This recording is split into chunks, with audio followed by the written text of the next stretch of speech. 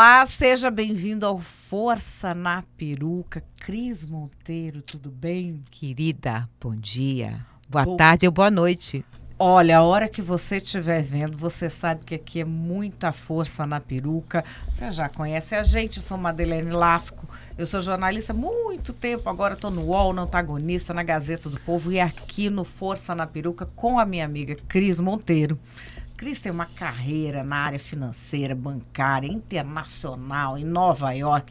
Depois fez essa doideira, se meteu na política, é muita força. Fiquei sem o remédio e se meteu. me meti nessa enrascada.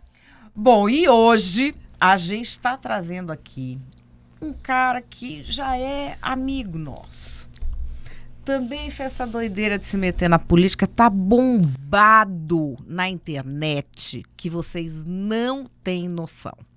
E é um cara preparado, estudado, de trabalhos sérios, ele não é youtuber, não é que ele nasceu e virou youtuber, não. Peguei até aqui o currículo dele. E que currículo, hein, gente? É cientista político, professor, escritor, palestrante, graduado em Ciências Políticas e Filosofia pela Barry University, mestrado em International Peace and Conflict Resolution. Meu Deus, uau! Vai resolver, esse homem vai resolver pela American University lá em Washington, já trabalhou em organizações como a ONU, a OEA, e foi deputado estadual por São Paulo. Agora está bombado na internet. Incrível. Tudo que ele coloca, um sucesso. Virou professor Rock. Professor Rock, é isso? Bem-vindo. Prazer estar aqui, gente. Cris, Madeleine, estou contente de estar aqui com vocês. Primeiro, você foi deputado pelo mesmo partido que a Cris é vereadora. Mas vocês não se conheceram na política, é isso? Não, a gente se conheceu na aí, política. né? Vou contar rapidamente, não sei se ele lembra. Eu era candidata e o partido organizou, na época estava no meio da pandemia, né, 2020. O partido organizou reuniões online com todos os mandatários que já tinham sido eleitos para contar para os candidatos os erros e acertos da política. E eu assisti a todos, né? Eu fiquei ali, então tinham todos os mandatários, os parlamentares eleitos no ano anterior, 2 anos antes. E eu assisti o do Reni, o professor Roque agora, e eu fiquei muito encantada com a palestra dele, porque ele falou o seguinte, que tinha que ser uma coisa, que é típico aí, você lê o currículo do cara, né? Tinha que ser uma coisa profissional. E ele fala uma coisa ali que diz o seguinte, que o chefe de campanha dele, que acabou sendo o chefe de gabinete dele, e que hoje é o meu chefe de gabinete, que é o Gerson Pires, foi aluno dele na SPM. E eu falei assim, puxa, eu vou perguntar a esse cara se não tem um aluno dele lá que possa ser meu chefe de gabinete. Aí acabou aquilo, eu mandei um WhatsApp para ele, puxa, muito obrigada, adorei a aula, tarará. Você não tem aí um aluno seu? E ele falou assim para mim, vem aqui conversar comigo. Meu Deus, o cara me chamou para conversar com ele.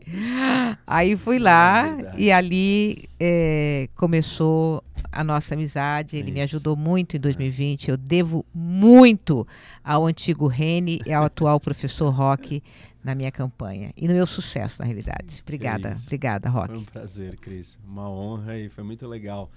E deu certo, né? A nossa parceria rendeu resultados e espero que continue rendendo. Assim será. E você tem um livro publicado que se chama Inteligência do Carisma. Esse mesmo. Como que a pessoa trabalha o carisma? Porque eu tenho uma ideia na minha cabeça, não sei se todo mundo tem isso, que carisma é uma coisa que ou você tem ou você não tem. Na verdade essa é a ideia que todo mundo tem, né? Mas não é isso. Carisma não é um dom. Não é um dom? Não? É um conjunto de habilidades e competências que você aprende e treina. E assim, as pessoas ficam meio assim, e parte da história do carisma e do significado da palavra remete a essa coisa divina de um dom. Mas é uma definição errada, porque é só o sentido da palavra antigo que tinha essa relação com o dom. E hoje as pessoas até hoje acham isso, mas se você parar para pensar assim, minimamente analisar, você vai perceber que não faz sentido. Primeiro porque você não acorda todos os dias iguais. Se fosse inato, se fosse um dom, não importa como você está, você vai ser sempre carismático. Como você não é carismático sempre, então não dá para você dizer que você é carismático. Você está carismático hoje. E se é um dom, se é uma coisa sua, você vai estar carismático todos os dias. Então essa é a primeira, assim, exemplo que mostra que, pô, eu não tô carismático todo dia. E se fosse um dom, você teria que estar. A segunda coisa é que se você olha, sei lá, você imagina a primeira apresentação que você fez num banco lá atrás. Certamente ela foi muito pior do que a 30ª. Sem dúvida. A primeira vez que você falou na câmera não tem nada a ver com você falando hoje. Não. Então pronto, o que está acontecendo? Pô, você está melhorando, você está evoluindo. E as habilidades que você tem para fazer uma apresentação, elas são um exemplo de como que a gente está em constante evolução. Do jeito que a gente fala, do jeito que a gente se comporta, como que a gente se apresenta para o outro, como que a gente projeta poder, empatia, presença, todas as coisas que são os elementos que compõem o carisma. E aí fica muito claro, né? Você fala, não, realmente, eu não sou a mesma pessoa. A primeira apresentação do Steve Jobs na vida não era igual à última. Claro. Então, o carisma dele foi mudando. O ponto é que as pessoas, assim, sabe, elas não têm uma definição precisa de carisma. Elas acham que carisma é simpatia. Isso, né? Você ser extrovertido. Isso. Assim, a definição popular, né? O senso popular é você é extrovertido, você é engraçado e você é articulado. Tem vários problemas com essa definição, porque aí pessoas introvertidas não são carismáticas? Claro que são. E aí você começa a aplicar também essa ideia para contextos diferentes. Você vai num velório. Ninguém quer um engraçado no velório. Você não vai ser carismático. Se a definição de carisma é aquela, tem milhões de contextos onde aquela definição não serve. Não vai caber, né? Então essa não pode ser a definição de carisma. E a definição de carisma tem a ver com muito mais essa capacidade de você tocar o outro e o outro te perceber de certas formas. Porque essa é uma coisa interessante. Todo mundo fala em carisma e esquece que quem diz que você é carismático não é você. É o outro. É o outro. E aí, se a gente aplicar isso para qualquer situação da vida, imagina na política, você perguntar para metade dos brasileiros, eles acham o Lula extremamente carismático e outra metade acha ele terrível. Se você perguntar para outra metade dos brasileiros, eles vão dizer que o Bolsonaro é extremamente carismático e uma outra metade vai dizer que não. E aí você vai falar, pô, mas afinal, eles são ou não são? São os dois. A resposta é, depende para quem você pergunta. Porque quem define se você é carismático ou não é a sua audiência, é o seu interlocutor. Vai ter gente que nunca vai gostar da Madeleine, nunca vai gostar de você. Vai ter gente que nunca vai gostar de mim. E nunca vai me achar carismático. E nunca vai achar você, e nunca vai achar a Cris. Porque assim, não dá para você influenciar, né, atrair todo mundo. Sim. Então, eu acho que o que você está falando aqui é o nosso entendimento, o entendimento popular, vai. Exato, ótimo. Do que é o carisma, né? E você está colocando uma coisa que até para mim é uma grande novidade. Ou seja, o que nós consideramos carismático ou carismática é aquela pessoa, como a gente falou, extrovertida, simpática, sorridente, gentil, engraçada, né? E tal. E piadista, articulado, né? Tem uma boa retórica. E eu tô até vendo aqui no índice do seu livro, é incrível que você dá um nó, né? Na realidade, você desfaz o nó, que é esse nó que a gente acha que é carisma, né? Você está até falando aqui, o arte da carisma e da guerra. Uma tríade em comum. O que é isso? Porque... Conta para mim, por favor, para eu entender. Porque assim, o carisma é uma ferramenta de poder. Nós temos dois tipos de poder. O hard power, que é força, coerção, incentivo econômico. Tudo isso você consegue as coisas porque você pressionou ou você forçou as pessoas a virem para o seu lado. Seja com dinheiro ou seja com ameaça. E existe um outro tipo de poder que no mundo de hoje ele é muito mais usado, que é o soft power. E o soft é o poder de atração. É o poder do outro fazer o que você quer porque ele gosta de você. porque você convenceu ele a fazer o que você quer. E dentro do soft power você tem o poder da sedução, você tem o poder da persuasão, você tem o carisma. O carisma é uma das ferramentas do soft power, que é um tipo de poder. E assim, já para a gente desmistificar poder, né? Porque as pessoas já têm um olhar nocivo e negativo com a ideia de poder. Mas de um jeito bem simples, poder é a capacidade de você conseguir aquilo que você quer. Ou seja, você pode querer coisas muito boas, você pode querer transformar o mundo num lugar maravilhoso, ou você pode querer transformar o mundo num terror. Uhum. Então, o poder ele é neutro. O poder é a capacidade de você conseguir aquilo que você quer. O problema é o que você quer. E o problema são as pessoas e como elas usam o poder. Então, ter mais poder é algo que todo mundo precisa ter. E todo mundo, eu acho que você também falou uma coisa que para mim é bem relevante. Há uma ideia, talvez da nossa cultura judaico-cristã, sei lá, de que o poder é perverso, de que o poder é uma coisa ruim, de que... E é o contrário, né? Eu acho que você está trazendo aqui uma... quem não quer conseguir o que quer, né? O que deseja, e fazer uso do poder? Eu acho que a gente tem que desmistificar, e você está fazendo isso agora, e talvez certamente no seu livro, né? Que o poder, você falou, é você conseguir o que você quer. Óbvio, depende do que você alimenta dentro de você, né? Se é uma besta, a besta vai sair querendo terrorismo, matar todo mundo, whatever, né? O que seja. Ou você pode ser uma pessoa que você deseja coisas legais para o mundo. E assim, imagina coisas bem simples. Eu quero conseguir treinar de manhã. Se você tem poder, você consegue. Entendeu? Porque o poder é a capacidade de você conseguir o que você quer. E o que você quer? Pô, eu quero ser saudável, eu quero ganhar mais dinheiro, eu quero ter sucesso profissional, eu quero ter relações saudáveis, sei lá, qualquer coisa que você quiser. E aí você tem as ferramentas que te ajudam a você chegar no seu objetivo. Porque o poder é isso, é você conseguir chegar lá. E tem múltiplas maneiras de você chegar lá. Então, usando o exemplo dos dois tipos de poder, o hard e o soft. Eu posso virar e falar assim para você, olha, me dá seu celular, e apontar uma arma para você. Eu consegui o seu celular, eu queria o seu celular. Ou eu posso simplesmente te convencer a me dar o seu celular. São duas formas diferentes de eu alcançar o meu objetivo. Aí você vai me perguntar, qual que eu devo usar? Depende do contexto. Se você, por exemplo, só der soft power para uma criança, você quebra ela. Só que se você só der hard power para ela, você também quebra ela. Então, a capacidade de você ler os contextos, e isso é uma coisa que eu falo no livro, porque eu falo de 3 tipos de inteligência, e uma delas é a inteligência contextual, que é você ler o contexto. Cada contexto pede um tipo de coisa. E eu também explico que o carisma não é uma panaceia, porque o soft power não cabe em todas as situações.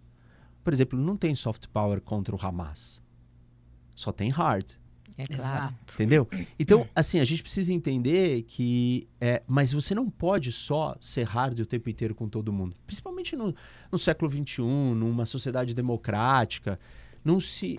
A gente não aceita que você use a força. A gente está numa sociedade de diálogo, né? De conversa, de livres ideias. Então, o poder do convencimento, da atração, do carisma é muito útil no mundo profissional da maioria das pessoas. Claro, se estamos falando de um líder de uma nação, pensando em questões estratégicas, ele tem que estar preparado para usar o hard power.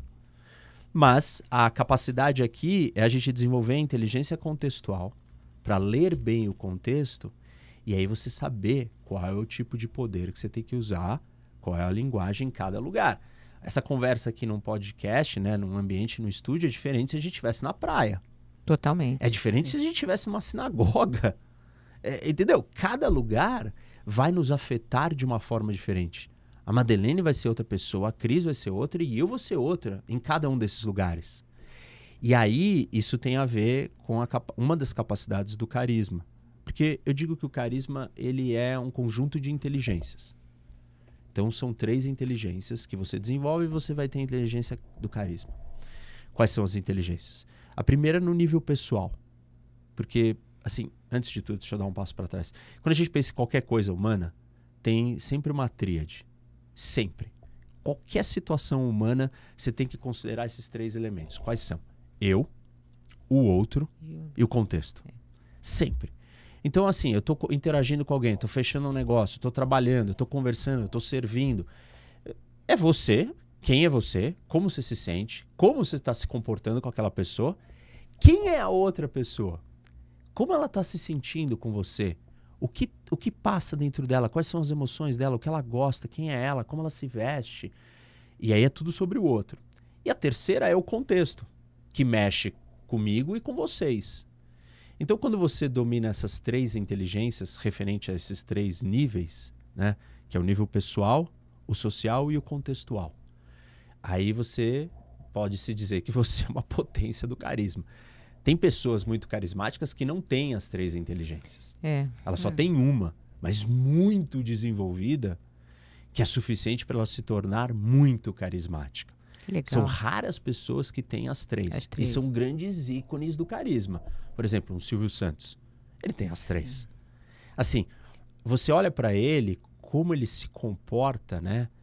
A paixão dele, e paixão você lê quando você tem a inteligência no nível pessoal, que é a inteligência emocional, muito desenvolvida. E quando você tem uma alta inteligência emocional, você passa paixão pelas coisas, você passa segurança extrema no que você está fazendo, porque você sabe quem é você.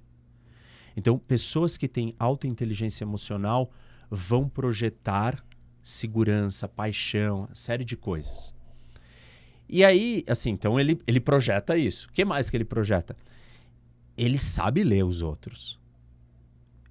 Ele presta muita atenção, ele interage, ele entrevista uma pessoa, ele está lendo aquela pessoa. E isso é porque ele tem uma capacidade de focar no outro. Ele consegue esquecer dele, falar, quem é a Cris? Ah, ela está usando uma roupa, uma blusa branca, uma malha verde. Entendeu? Você consegue sair de uma interação, você consegue descrever a pessoa, você olhou para os detalhes, você olhou como ela está reagindo, porque ela está se comunicando com você, mesmo que ela não esteja falando. E esse segundo elemento ele também tem muito bem. E o terceiro que ele domina, que é esse contexto brasileiro. Por exemplo, ele entende quais são as forças que ditam a nossa cultura. Então, ele trabalha usando essas forças, né? Nós somos uma sociedade paternalista, assistencialista, machista. Tem um monte de conceitos da nossa sociedade que são o contexto maior. E ele incorporou tudo isso no desenho do projeto dele. Quem quer dinheiro é assistencialista, Então, ele está ativando os arquétipos maiores também. Você me fez lembrar do Chacrinha. Isso. Que era um outro também, né? Acho que, não sei se palavra rivalizando, mas que jogava bacalhau. Isso. Né? Ele jogava bacalhau. As pessoas mais novas não sabem quem é o Chacrinha, muito menos o programa dele, muito menos que ele jogava bacalhau. Eu sou dessa geração. Ele jogava bacalhau para as pessoas. E ele sempre tem, né? Umas bailarinas, também que, como você falou, a sociedade machista. Então, ele está agradando ali. Tipo, tinha um entretenimento, né? Mexer com um arquétipo sensual, sexual. Ele faz o mix, porque ele tem a coisa da mulher sensual mostrando o corpo no palco, mas o auditório do Silvio Santos é só mulher. E também no Chacrinha também era só mulher. Curioso isso, né? Porque eu acho mas porque são os códigos culturais que a gente está acostumado, entendeu? Então, uma pessoa que tem inteligência contextual sabe explorar isso. Por exemplo, tem políticos, Trump, soube explorar isso. Ótimo. Ele entendeu que existia uma desconfiança, aí ele começou com um discurso deep state, o establishment, eu sou o outsider. Ele leu o que estava no ar. Se olhar para a questão pessoal do Trump, ele é um cara inseguro, mal resolvido. Então ele não tem, a inteligência emocional dele não é elevada. Nem a contextual, porque a interação dele com as outras pessoas é péssima. Mas a inteligência contextual dele é bastante elevada. Isso não quer dizer que você tenha essa inteligência e você não erre. Porque o que ele acertou para ser eleito, ele errou na pandemia. Ele não leu o contexto da pandemia e perdeu a eleição depois. E errou, né? A gente está vendo aí com essa história da prostituta, quer dizer, ele comete erros no campo pessoal, né? Isso. Ou seja, o que você está falando, acho, né? Você me Sim. corrija. Ele é um cara bom de entender o que as pessoas querem ouvir, mas ele é um inseguro. E eu ia te fazer até essa pergunta quando você começa a falar dessa tríade, né? E ele comete esses erros, né? E o que acontece é que ele é tão bom num desses tripés que todas essas questões pessoais dele passam para quem gosta dele abaixo do radar dela. Não, exatamente. Ele é assim mesmo. Quer dizer, não são relevantes para quem é seguidor dele, né? Porque você fala assim, pô, mas como que algumas figuras podem ser consideradas carismáticas? Alguma coisa tem que ter. Claro. A gente não pode só ficar sendo crítico porque não gosta, né? Principalmente para mim, que analiso isso de uma forma técnica. Não importa o que eu acho da pessoa, do ponto de vista do carisma, alguma coisa ela tem, porque você não vira presidente dos Estados Unidos aleatoriamente. Então, o que ele tem bem desenvolvido? A inteligência contextual, que é a capacidade de ler o contexto macro. Ele não é uma pessoa que lê um indivíduo no micro, que seria a inteligência social, que é sobre o outro, olhar para o outro, prestar atenção máxima no outro. O mundo acaba e só existe a outra pessoa na sua frente. E aí você dá tudo para ela. Tem gente que só tem essa e vai ser considerado super carismático. Assim, outro exemplo, o Senna.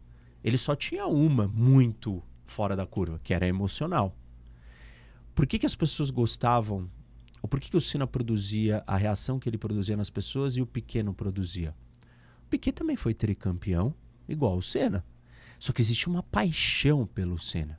E essa paixão era um reflexo da paixão que ele emanava. Ótimo. Por que ele emanava essa paixão? Porque ele tinha plena convicção do que ele gostava. Quando você se conhece, você sabe quem é você sabe o que você gosta, e aí isso transborda para fora. Não tem dúvida, não tem ruído. Você sabe o que você é bom, porque você se conhece. Então, ele era extremamente seguro, e todo mundo olhava e falava assim, ele falava, eu vou largar em último e eu vou ganhar. E todo mundo acreditava que ele ia ganhar. E o cara ganhava. Porque ele emanava aquela segurança que ele podia ganhar. Sem o câmbio, sem na sexta marcha, só. Assim, as condições mais adversas.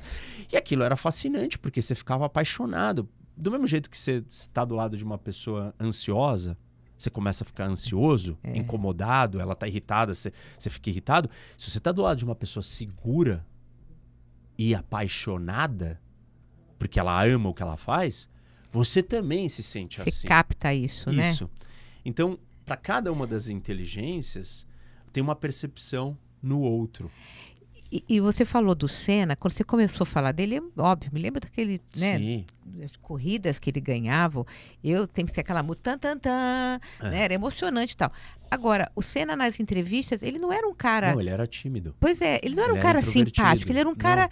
Pra dentro, né? Um cara que se eu escutar... Mas meio que... A despeito dele não ser um cara simpático nas entrevistas, quando você, até hoje, você vê a entrevista do cara, você fica ali olhando pra ele e fala, ai, que cara bacana. Exatamente. E ele não é... Ele, inclusive, chega a ser distante do outro, né? Um cara frio, assim, meio calculista, exato, né? Com características que, em geral, se ele não fosse um grande campeão, você não ia gostar dele, não era gostável. Isso. Mas existia um amor, né, pelo que ele emanava. E assim, aí também tem um ponto interessante. As pessoas confundem você ser bem-sucedido com ser carismático. A maioria, sei lá, dos jogadores de futebol não são carismáticos. Eles são bem-sucedidos. Ser famoso não é ser carismático. A não ser que a sua fama tenha vindo do seu carisma. E a gente também não pode confundir isso. Não é porque ser um ícone que você seja necessariamente carismático. Você pode ser um excelente ator e você não ser carismático. Ser um ator de drama, de, sei lá, de um outro tipo de coisa que não vai te passar carisma. Tem um monte. E assim, e tem outros atletas, outras pessoas de sucesso que fama não é carisma. E a gente precisa também separar essas coisas, porque você pode ser famoso e não ter carisma. E aí todo mundo fica esperando que você seja carismático ou achando que você é. Você não é. Você só é um baita jogador de futebol, ok.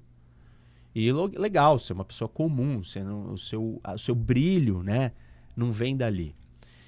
E quando você vê alguém que tem alta inteligência emocional, o que você capta na pessoa é brilho. Ela brilha. Você não sabe destrinchar e colocar isso com termos definidos bonitinhos, porque não é isso. Você só fala, não sei, essa pessoa tem alguma coisa. Tipo, você não sabe dizer o que é. Óbvio que a minha pesquisa foi tentar entender o que é esse processo cognitivo, esse processo racional, o que as pessoas estão sentindo. E aí eu chamei de brilho. Se você tem muita inteligência social, que é sobre o outro, você tem presença. Você é lido como alguém que tem presença. Porque você consegue se apresentar, então você presta atenção no outro. Essa pessoa que tem presença é aquela pessoa que quando você está, sei lá, numa festa, numa reunião, está todo mundo ali, aí entra a pessoa na sala. Isso. E meio que as atenções se voltam para ela, fala assim, nossa, chegou alguém, né? Chegou chegando. Chegou chegando, né? Ela chegou, né? Isso. Ele chegou. Ela tem inteligência social. E, por fim, inteligência contextual é visão. Todo mundo olha e fala assim, esse cara é um visionário. Por exemplo, o Steve Jobs, ele, assim, no pessoal, ele era um cara mega difícil. Todo mundo sabe a história do filme e tal. Ele maltratava todos os funcionários e tal. Mas ele era um grande visionário. E o carisma dele vinha disso, da inteligência contextual. Ler o contexto, que as pessoas precisam desse negócio, esse negócio precisa melhorar a vida delas assim e assado. Isso é leitura de contexto. Sensacional. Então, assim, cada um pode ter uma das coisas. Tem alguns poucos que tem as três. Outra que tem as três é a Oprah. Ótimo. Sim. Porque a Oprah, assim, tem até um termo ótima. que foi criado para ela sobre a inteligência emocional dela, que é Oprahfication. Que legal. Você legal. senta com a Oprah e você revela coisas íntimas da sua vida. Por que você faz Deus isso? me livre de sentar com a Oprah, não, dá. Nossa! Não dá. Mas e por que você faz isso? Eu tava vendo hoje, vindo pra cá, uma cena dela com um ator que eu não me lembro o nome, um ator de comédia, Robin Williams. Ela quase tirou o cara do armário e o cara não saiu até hoje. Olha. Pois é. Então. E o Robin Williams percebe o que estava acontecendo e se mete no meio. E aí ela percebe que o cara percebeu e começa a rir. Mas ela quase tirou o cara do armário. Isso assim, década de 80. Quase ela conseguiu numa conversa assim. Que coisa. Então, por que as pessoas confiam nela? Oprahfication é porque as pessoas se abrem muito com ela. E isso acontece, primeiro, porque ela projeta muita segurança. Porque ela tem uma inteligência emocional muito sofisticada. Então, as pessoas se sentem muito seguras e confiam nela. Você não vai confiar em alguém que você não sente segurança. E você não vai sentir segurança em alguém se a pessoa não se sente segura. Então, para você sentir segurança no outro, começa com ela sendo segura. Você vai confiar em alguém que passa confiança. Você só passa confiança se você consegue ficar sólido de pé. Tá inteiro ali, né? Tá ali. Então tem isso. E aí, claro, ela presta muito atenção no outro, né? E ela vai tirando do outro, tem muita empatia. A inteligência social trabalha muito com empatia. Empatia é uma das ferramentas. Outra das ferramentas é a persuasão. A persuasão está dentro da inteligência social e não da inteligência emocional ou da contextual.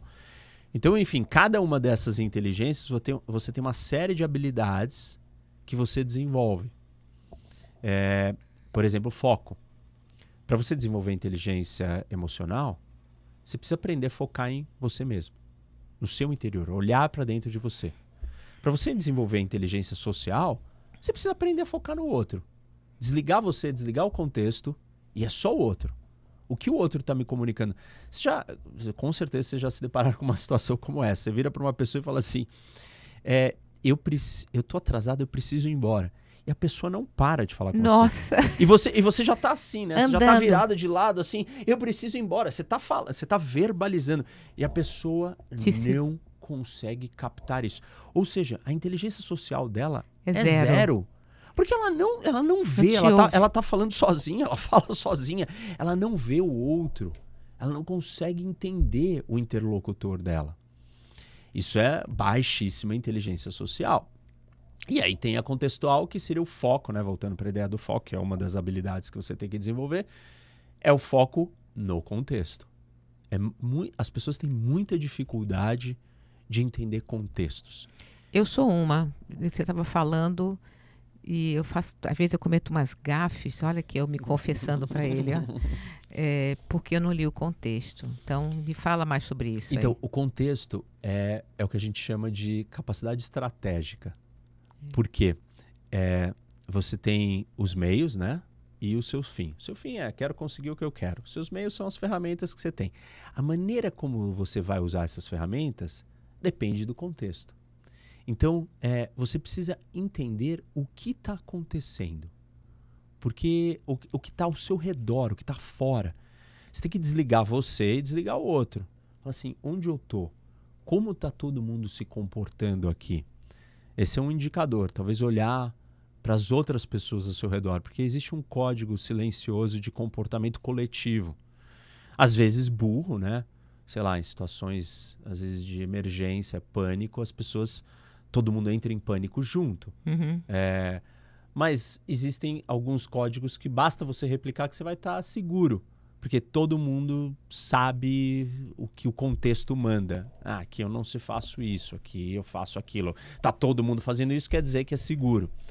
É um jeito mais simples, mas contexto é difícil, porque é uma capacidade de abstração.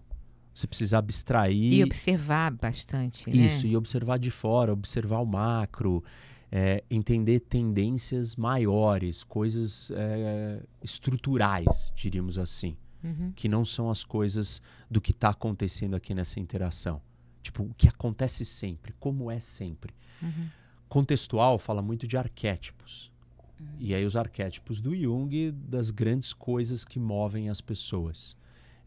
Quando você vai falar de contexto, entender uma sociedade, você tem que entender arquétipos. Você vai entender uma marca, você precisa entender arquétipos. Você vai entender um eleitor, você precisa entender o arquétipo. Qual é o arquétipo, a persona do seu eleitor? Isso é maior, isso é contextual, isso é estrutural. Uhum. Claro, cada pessoa tem a sua história social, a sua família, a sua criação. Tem. Cada pessoa tem também a sua história pessoal de quem ela é, como ela lida com os desafios. Sim, mas existem coisas que estão acima dessas duas forças. São coisas estruturais. Nós nascemos no Brasil, nós estamos sujeitos às forças culturais brasileiras. Por mais que a gente conscientemente, individualmente, ou a nossa família tenha nos colocado em direções diferentes para lutar contra certas dessas coisas, não dá para mudar esse contexto que nós estamos inseridos. Uhum. E o contexto é isso, é entender esses movimentos maiores. Na internet, isso é um tipo de inteligência que coloca a pessoa num passo muito adiante, porque o ambiente digital é um ambiente onde, desgraçadamente, as pessoas focam no conteúdo, quando o conteúdo é irrelevante diante do contexto, porque como é tudo impulsionado por algoritmo, você tem o contexto à enésima potência, né? A manipulação do contexto na internet é mais importante que a do conteúdo. Isso. Por exemplo, esses dias eu me deparei, né, com a eleição do Parlamento Europeu. Uhum. E aí a resposta foi Macron dissolver o parlamento. E aí quando veio essa notícia, as seitas ideológicas, né, políticas que não entendem o funcionamento do sistema, só pegaram uma carona e falaram: está dando um golpe, o Macron é um golpista. Eu falei, que absurdo isso. Tipo assim, então você pegou uma palavra de um negócio que aconteceu e você distorceu ela. sem entender qual é a regra. O parlamentarismo é absolutamente natural e normal, é uma ferramenta de funcionamento do parlamentarismo você dissolver. Dissolver não é abolir o parlamento, é você convocar novas eleições. O mandato do legislador no parlamentarismo, ele é flexível, ele é variável, ele não é fixo. Porque existe o voto de confiança, existe 1 milhão de ferramentas para você convocar novas eleições. E as pessoas não sabem nada, não entendem nada. Excelente esse exemplo, porque foi domingo, né? Isso. Sábado. Eu vi Domingo. que ele apareceu, tal, dissolveu no parlamento. Eu entendi na hora o que tinha acontecido, né? Direita.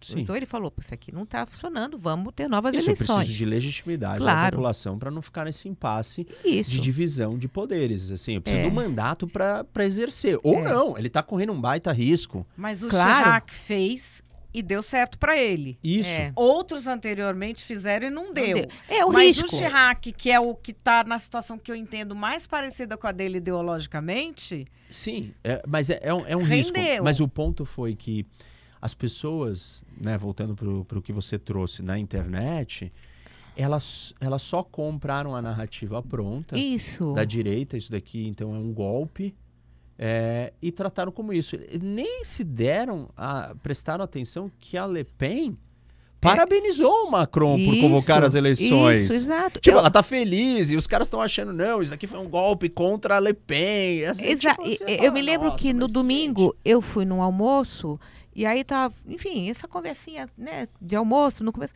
Ah, não, porque o Macron deu um golpe. Quando a pessoa falou isso, na hora eu pensei assim, eu perdi alguma coisa. Falei, eu não li. Tá? Depois da parte da manhã que eu li que ele tinha dissolvido, falei, faltou alguma coisa para mim. Aí eu fiquei assim, tem um golpe?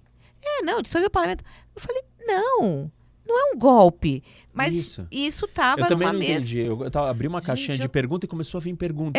A esquerda pode dar golpe, isso é democracia. Eu falei... O que está acontecendo, né? Aí o que eu me toquei, que eu falei, a palavra dissolveu... Aquilo acionou um gatilho maluco dentro de um negócio, assim, te pegando uma carona num evento maior, mas sem entender realmente o que está acontecendo. Teve um exemplo parecido, recente no Brasil, não vamos entrar no mérito dela, que foi a história da privatização das praias. A mesma coisa. Isso. Tinha gente a favor da privatização das praias e gente contra a privatização da praia. Gente, isso não estava sendo discutido. Não tinha a privatização da praia. A privatização não tinha, mas a favor e contra, argumentos... Cara, você vai explicar isso para as pessoas? Não, e assim, eu falei, e as pessoas continuaram. Não, mas ele não aceitou, então ele pediu para trocar o parlamento porque ele está indo mal. Não, ele tá a possibilidade de talvez ele dar mais poder ainda para outro lado. É que é uma questão de funcionamento. A democracia está travada ali e ela precisa funcionar. Ai, que droga. Mas a recusa de sair também. Tem uma coisa que é o seguinte, nessa bolha em que as pessoas acham que... Eu ouvi isso do Macron dar golpe de Estado e eu achei que eu tinha sido a única... com a infelicidade de encontrar adultos tão boçais. Pelo visto, não. Assim, tipo, todo mundo se encontrou com muitos. Eles estão espalhados. Porque assim, se você não conhece o país, vai olhar. Isso. Já aconteceu antes. Como é que é lá, né? Porque... Sei lá, e aí, você não conhece, não sei o quê. Mas eu duvide da notícia e vai pesquisar e perguntar, não é isso? Isso, e assim, duvida do que tá todo mundo comentando, porque na bolha ideológica, a pessoa se sente o maior entendido do mundo, o expert, porque ele está repetindo aquelas palavras que são as palavras da bolha ideológica, né? E assim, tirando porque a gente sabe que isso é um gatilho acionado pela bolha ideológica da narrativa da seita maluca. Mas se você olhar bem, né, se você pensar de um ponto de vista bem simplório, ou chucro até, a palavra dissolveu, ela dá essa conotação, né? E aí você fala, nossa, mas o problema é muito mais embaixo, porque a gente tem zero conhecimento e informação sobre coisas muito básicas, a maioria das pessoas. Então, você precisa dar muitos passos para trás. E a simples notícia pressupõe que as pessoas entendam o que significa um sistema parlamentarista ou semipresidencialista dissolver um parlamento. E elas não sabem. Elas não sabem isso. Independente da bolha e da seita, elas não sabem isso. Porque talvez a seita e a bolha não... Esse argumento não teria a atração que teve se as pessoas soubessem. Ia ter que ser um negócio mais elaborado, entendeu? Então, no final das contas, você olha e fala assim, pô, mas uma coisa tão simples, ela não é tão simples assim. Tipo, você tinha que ter dado 3 passos para trás para falar aquilo. E aí você não consegue falar nada, claro, né? Porque você imagina. Ninguém quer ouvir. Porque aí você já perdeu. O cara fala assim, olha, deixa eu explicar. Ó, aconteceu uma coisa na França, mas antes eu preciso explicar que o sistema na França, político, é diferente do nosso. E chama semipresidencialismo. Aí o cara fala, tá bom. Ele não quer. Tem preguiça. Isso, e aí você já perdeu ele, mas aí também se você fala o que aconteceu, ele não entende. Eu queria até, nesse momento, trazer aqui um tema, porque você está... Na internet, você tem um canal de geopolítica que é o maior canal de geopolítica em língua portuguesa. É isso? Isso. Eu quero que você fale disso, homem de Deus. Conta pra gente, primeiro de tudo, como é que nasceu isso? Você pensou nisso ou foi uma coisa que foi acontecendo? Você falou, opa, aqui tem uma oportunidade, eu vou investir meu tempo nisso. Conta pra gente. Eu sempre gostei, estudei geopolítica, né? Essa é a minha área. Minha área é relações internacionais, mas tem uma vertente que começou a me chamar muita atenção, que eu achei extremamente fascinante, porque ela dava um olhar do mundo que incluía coisas estruturais de contexto muito sólidas. Porque a geopolítica é a combinação da geografia com a política. A geografia, ela é muito sólida, ela não muda. É difícil a gente mudar a geografia. A política é o elemento humano influenciando a geografia. E o elemento humano ele está sempre em transição, em fluxo, e ele consegue, sim, mudar a geografia, mas leva tempo. Então, você tem uma moldura de análise muito precisa, porque trabalha com coisas muito estruturais. O tabuleiro, o mapa do mundo, ele é o mapa do mundo desde sempre. E, assim, pequenas mudanças acontecem nesse mapa. Se constrói um canal, o canal de Suez, o canal do Panamá. Isso é a influência da política, do homem, do ser humano na geografia, com tecnologia, alterando a geografia, abrindo, rasgando um pedaço de terra para vir um fluxo de água ali. E teve política nisso, porque os caras tinham interesse econômico e político em fazer os canais. Isso, e aí altera a maneira como muitas coisas no mundo funcionam. Uma delas são as linhas a gente chama de linhas de comunicação. São as rotas de comércio e navegação. Rota de navegação, ela não serve só para comércio, ela serve para eu projetar poder, para eu chegar lá, para eu visitar, para eu fazer turismo, para eu mandar um porta-aviões. Então, não tem nada sem a comunicação. E aí, eu comecei a perceber, eu falei, nossa, isso é muito fascinante, porque é muito sólido. A geopolítica é uma ferramenta de análise muito sólida. E, enfim, mas tinha aquilo comigo, né? E falava daquilo em oportunidades de palestra e aulas. E aí, assim, sempre pensando, pô, como é que dá para falar isso para mais gente? E aí veio a pandemia. E aí, na pandemia, né, sentei com a minha equipe, com o meu time e falei, olha, acho que vou começar a fazer as aulas que eu sempre dei, dos assuntos que eu acho que ninguém nunca ouviu e que são os mais legais, que é um olhar diferente, porque a geopolítica é um olhar diferente para o mundo. Eu vou explicar o mundo em cima de estruturas que ninguém está falando delas, porque a gente acha que elas são muito básicas. Você não quer me dizer que clima tem algum efeito num país. Você não vai me dizer que falta de ligação de estrada, ou ferrovia, ou hidrovia impacta um país. Você não vai me dizer que, sei lá, o vizinho que você tem vai determinar quem você é. Você não vai me dizer, assim, uma série de coisas que hoje as pessoas têm isso como óbvio, então não presta atenção nisso. E aí, na pandemia, comecei a fazer os vídeos. E aí, quando as pessoas começaram a ter acesso a esse conteúdo, elas ficaram fascinadas. Porque é fascinante. Eu fiquei fascinado quando eu descobri isso. É fascinante mesmo, te ouvir é incrível. É uma coisa assim, tipo, te abre a cabeça, te transporta para outro lugar. Você fala assim, nossa, mas eu nunca pensei por esse ponto de vista. E aí, assim, é infinito, né?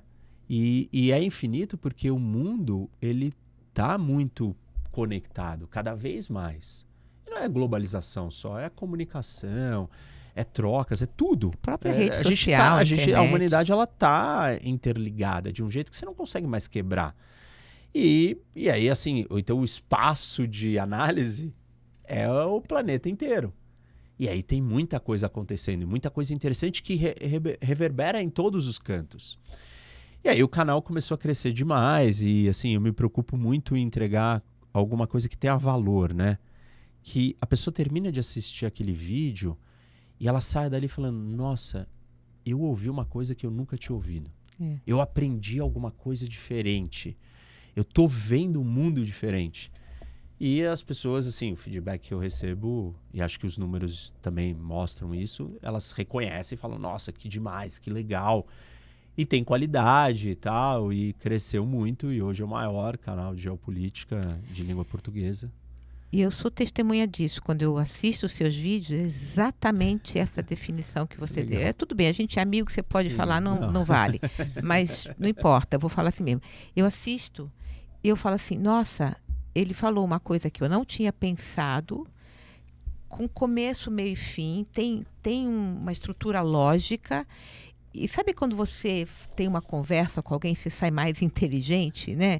Mais informado. Até para... E eu, francamente, eu gosto disso porque me faz uma pessoa mais interessante quando eu aprendo coisas novas. Então, o seu canal, ele é incrível, ele é informativo, ele tem qualidade visual, inclusive. A gente se preocupa você, obviamente, muito com isso, é um sujeito preparado, fala bem, tem carisma. Que bom. Qual é o canal? Professor Roque. Ah, Roque HOC, né? Que meu nome é Reni com H, então... Como é que foi isso também, hein? Isso foi... Vamos lá, conta pra gente. Quando eu vi, já tava lá. Não, aliás, não me lembro se foi meu filho. Quem que foi que falou, que tava falando não sei o que do professor... Não, mas o professor Roque falou isso, o professor Roque falou aquilo. Quem que é professor Roque? Aí me mostra, eu falei, imagina, isso aí é o Reni. Aí, não é não. Eu falei, o que aconteceu aqui? Ele onde tem eu dupla perdi? personalidade. Cris, mas eu lembro que quando me mostrou, eu achei que a pessoa estava enganada. Aí eu fui ver, não, existia todo um multiverso em que ele é o professor Roque. É um multiverso, conta. Não, porque assim, ninguém consegue falar meu nome certo. Reni Ozzy Cuquier. Só que aí quando você São vê três escrito... nomes, Reni... Então, mas aí já começa uma parte do problema. Todo mundo acha que o Ozzy é o nome composto, que é Marcos Paulo. Não, Ozzy é o meu primeiro sobrenome. É o sobrenome da minha mãe. Cuquier é o do meu pai. Então, eu tenho 2 sobrenomes. As pessoas já acham que o Ozzy é parte do nome, do primeiro nome. Marcos Paulo. Isso. Aí, Reni se escreve H-E-N-I. Todo mundo fala qualquer coisa menos Reni. Você fez um vídeo desse uma vez. Eni, Henry, René, assim, todas as variações. E aí, tipo, assim, se ela tem que falar o resto, Ozzy Cuquier, também não sai. E assim, quando eu tava na escola, a gente, criança, né? Todo mundo sempre, tipo, a gente chamava uns pelos outros pelas iniciais. E assim, as iniciais ficavam legais de alguns. E a minha eu achava legal, porque rock tem rock and roll, rock balboa, sei lá. Tem uma sonoridade que indica outras coisas. E aí, né, pensamos, pô, como é que vai ser? Como é que é o canal? Bom, vamos colocar um professor, primeiro porque eu sou professor e amo dar aula, e vai ser um canal educacional. Mas também, se as pessoas não conseguirem falar o que vem depois, ela vai me chamar de professor. Então, foi nessa linha. E aí, o rock são as iniciais, que a gente achou é mais curto, é mais fácil e tem menos chance de errarem o H aspirado. Todo mundo... É mais difícil alguém ler o... Ok, e falar ok do que rock. Mas o Reni, assim, 99% vai falar N. É verdade. E tem, assim, tem alguma referência a Honda... Tem o H lá, você fala com som de R, Heineken, aí deveria falar certo o Reni, mas não falo. Mas enfim, e aí ficou rock, mais fácil, e deu certo, porque virou uma marca, né? Virou assim, tipo, as pessoas me chamam de rock. Ou me chamam de professor, ou professor Roque. E é isso, aí eu tenho 2 nomes, 2 personalidades. E aí você começa, na sua vida profissional, você voltou tudo para essa história do professor Voltei. Roque agora? Voltei porque, sei lá, primeiro eu tive uma decepção, né, na vida pública, assim, uma frustração, e não com a atividade em si, mas eu falo isso para todo mundo, com a sociedade brasileira, com os eleitores, com a população, com a maturidade política das pessoas. E as pessoas adoram, né, culpar o sistema, culpar os políticos, Mas elas não tomam responsabilidade para elas, tipo, né? o político, ele não, numa democracia, ele não chega no poder sem voto. 1. 2. O político, ele não veio de uma nave de Marte que o Elon Musk trouxe ele aterrissou no Brasil e virou político. Ele é um brasileiro. Ele é um fruto do que nós somos, da nossa sociedade, do nosso vizinho. E, assim, tudo que ele tem ali, do jeito que ele se comporta, é uma projeção, um espelho do que nós somos aqui. De muitas maneiras. Não, eu não sou que nem eles. Você não é em uma coisa, em várias outras você é, me desculpa. E eu lidei com as pessoas e eu sei o que elas pedem, o que elas querem, como elas se comportam, como elas falam, como elas gritam, como elas xingam, como elas são histéricas e estridentes, como eles. Entendeu? Então, assim, aí eu falei, bom, eu tenho uma coisa que me guia, que é uma vontade de ajudar, fazer a diferença, missão de vida, eu acredito nisso. E a minha missão tá ligada com ajudar as pessoas. Eu achei que a política era o lugar máximo para eu ajudar. E aí eu percebi que não dá, porque te limita demais, entendeu? Eu vou falar sobre um assunto sério, e aí, se você é político, as pessoas já não querem te ouvir. Então eu falei, assim, não vale a pena, eu vou focar em educação, porque não adianta as pessoas não saberem, não entenderem nada de nada, que o Brasil não vai mudar. Então eu acho que eu contribuo muito mais hoje educando. E na escala que eu consegui educar, e hoje não é só meu YouTube, mas eu tenho um aplicativo que chama Roque Academy, que é um aplicativo de conhecimento, de conteúdo, que as pessoas estão lá, assinam, têm acesso a vários cursos que não são gratuitos e públicos, mas são para os assinantes. Tem uma série de outras coisas. Então eu estou trazendo as pessoas para um portal de formação. Incrível. De evolução, na verdade, que é o que eu digo, né? Porque não é só sobre geopolítica, mas sobre desenvolvimento pessoal, desenvolvimento humano, habilidades sociais, compreender o indivíduo, a sociedade e o contexto. Então eu pego essa ideia da tríade e coloquei dentro do aplicativo também. Então eu acho que eu contribuo mais para o Brasil hoje produzindo conteúdo, ensinando as pessoas a pensar. Eu acho que a gente tem o gancho aqui no Força da Peruca. Tem. Porque eu acompanhei o Reni, né? Como eu disse, o Reni me ajudou muito na minha campanha 2020. Eu estava próximo dele Sim. em 2022, quando ele não foi eleito. E o cara faz uma volta por cima que só quem tem força na peruca consegue fazer. Hoje ele tem esse canal, que é o maior canal em língua portuguesa. Pessoal em Portugal, né? Lisboa, em Portugal está ouvindo o cara, né? Quer dizer, depois Angola, eu tenho muita gente em Angola, Moçambique, eu recebo muita mensagem. Goa, deve ter gente em Goa, né? Ou seja, o sujeito, isso para mim é fascinante, né? Eu falo que eu tenho uma coleção de fracassos. Eu não fui eleita na primeira eleição, eu fui demitida, eu não tinha promoção, enfim. De certa forma, não ter sido eleito, depois de ter feito um trabalho incrível na Assembleia, não ter sido eleito, eu imagino a frustração, a tristeza, né, o sentimento de fracasso e essa coisa que você falou do eleitor. E o cara sofre ali, né, remenda aquilo e tuf. Só quem tem força na peruca faz isso. Você tem que se reinventar, né? Você tem que cair, tipo assim, a diversidade, a zona de desconforto, ela é um impulso para o crescimento. Não adianta. Mas você se desiludiu exatamente com o quê? Tipo, você entregar... Assim, primeira coisa, o eleitor não sabe o que um político faz. Se ele não sabe que pode dissolver o parlamento num sistema semipresidencialista, ele não sabe também. Eu sou jornalista disso há 30 anos. Então, não existe meio de explicar para o eleitor o que o político faz. Ele não quer saber. Tá bom, então beleza. E por que ele não quer saber? Conviver com esses porque parlamentos. Ele é infantil, isso. ele é imaturo e ele quer permanecer na ignorância. Sim. Beleza, é uma escolha, tá bom, lindo. Então não vai ter solução, não vai ter solução. Enquanto você não aprender para que serve o político e o que ele faz, número 1. Aí quando você entende o que ele faz, aí você consegue deduzir que tipo de competências e habilidades ele tem que ter para entregar aquilo que ele tem que fazer. E aí o seu critério de avaliação se torna outro. Hoje o critério de avaliação é que competências e habilidades ele tem que ter. Ele tem que mexer com o meu fígado. Mas ele está indo lá para trabalhar fígado? Não, ele não tem que ir lá trabalhar fígado. Mas então por que raios que você quer alguém com essa habilidade? Essa habilidade não condiz com a função que ele tem que entregar. Então isso é uma completa desconexão cognitiva de compreensão mínima do que é cada uma dessas coisas. Mas é uma coisa que eu acho que vocês dois passam, que é o eleitor brasileiro, ele vota na forma como ele acha que você pensa. E vocês trabalham para entregar coisas efetivas. Isso.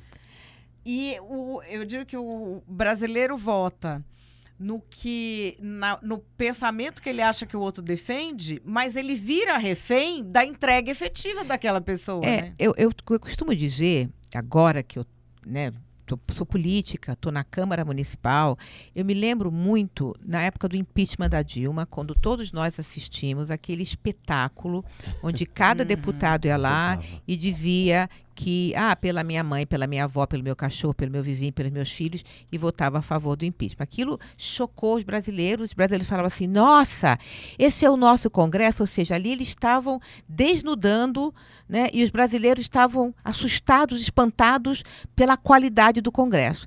Naquela época, como eu não era parlamentar, eu fiquei chocada também, mas, né, agora que eu estou dentro, eu falo assim, não há dúvida de que os parlamentos, é o que você acabou de falar, eles estão lá porque nós os colocamos lá. Então, não adianta você falar, olha que parlamento horrível, essa Assembleia, essa Câmara, esse Congresso. Toma para si a responsabilidade. Se cada indivíduo fizer isso, nós somos um conjunto de indivíduos, a gente pode mudar os parlamentos, né? E não há dúvida, quando eu olho, né, no meu entorno, na Câmara Municipal, eu falo assim, isso aqui é o reflexo da sociedade paulistana. Eu estou lá, eu represento os 18.053 votos que eu recebi de um grupo de pessoas, eu falo assim, a gente quer essa pessoa lá, então eu estou lá. Mas existe uma outra diversidade e as pessoas não estão felizes com a Câmara, e vão repetir, ou não. Né? Como é que a gente... Né, as pessoas vão tomar responsabilidade pelo seu voto. E assim, é um problema coletivo, né? Então, problemas coletivos são mais difíceis de serem resolvidos. Porque não adianta eu tomar consciência e o outro não. Se 99% do resto de uma sociedade inteira não tem consciência. Eu vou ser refém do que o resto vai querer. E aí, o que eu posso fazer é participar desse processo de educar, conscientizar, informar o resto. Mas eu também tenho um limite de escala quanto eu consigo fazer. Não eu, Reni, não eu, Roque, mas, enfim, as pessoas, né? Aí, mas assim, é o processo que tem que acontecer. Se não acontecer isso, a gente vai continuar sendo infantilizado politicamente. Claro, claro. E uma criança, o que é ser infantilizado? Você não é responsável. É paternalizado. Você é paternalizado, você não aceita, você não entende complexidades, você quer as coisas do jeito que você quer. Depois você briga, fala, esses políticos, não sei o quê, blá, blá, blá. E tem uma coisa que eu tenho percebido muito agora, que a gente está perto das eleições municipais, algumas pessoas que se colocam diante do público como candidatos às prefeituras, eu olho e penso assim, nossa, o que essa pessoa... ela pensa que ela tem a qualificação para ser prefeito de uma cidade.